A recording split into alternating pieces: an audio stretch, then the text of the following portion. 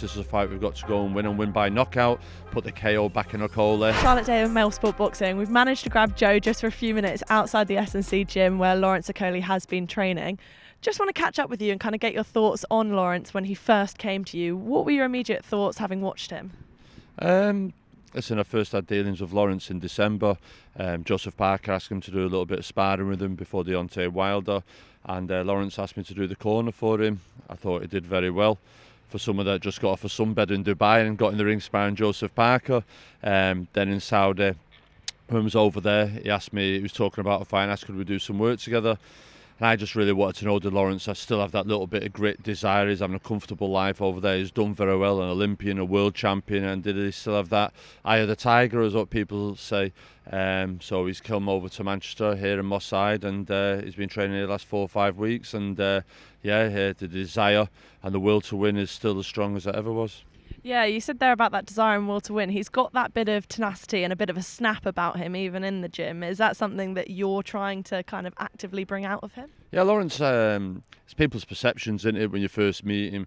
I was myself. I always thought he was this guy that walked around and had 6 or 8 as a team around him, and he's not that way at all. He's a very polite person, huge respect for everybody that comes across, and I just thought in the gymnasium, once he's come there and he started training, that the desire, that grit that we talked about is in him 100% for this fight.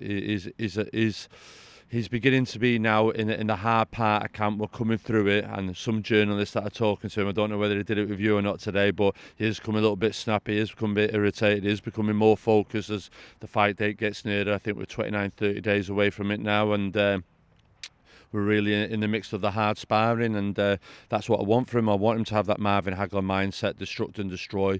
Everyone's wrote him off, everyone's criticised him, and it's up to him now to come back and prove everybody wrong and snatch this title over there in Poland.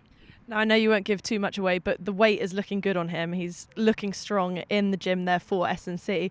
That power must be coming back. Is that something that he's going to be looking to utilise? Yeah, definitely. I've said all along, Lawrence, this is a fight we've got to go and win by knockout, put the KO back in Okolie. He's robbed that line off me, by the way. But yeah, no, definitely the KO back in Okolie. He ain't got to get it on points, and if he thinks he's got to go over there and fiddle his way around and do all that and winning points, he isn't. We're fighting a good fighter, 15 fights, 15 wins, 14 by knockout, never been past 4 rounds. So that tells you everything you need to know, and everyone could see what he did to Babic within 1 round. So Lawrence has got to be top of his game, and there's times in this fight he's got to have to fight fire with fire, and that's what he has to do in there, and go out there and absolutely rip that title away from him.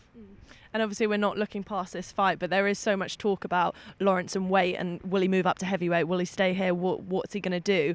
What is your kind of long-term vision? I know we've just asked Lawrence for his opinion, but where do you see him going, and what do you see him doing?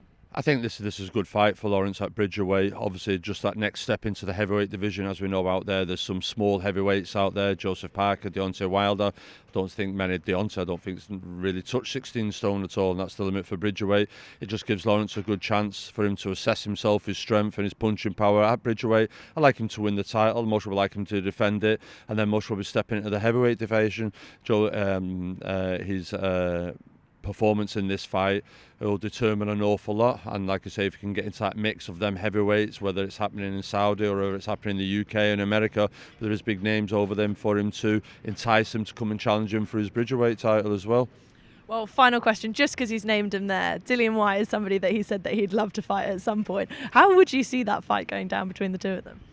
Well, listen, he's got to concentrate on the Bridgerweight first before we start talking about Dillian Whyte. But if that's what Lawrence has said, straight away he's trying to announce himself in the heavyweight division. But first and foremost, we've got to take care of the Bridgerweight division first.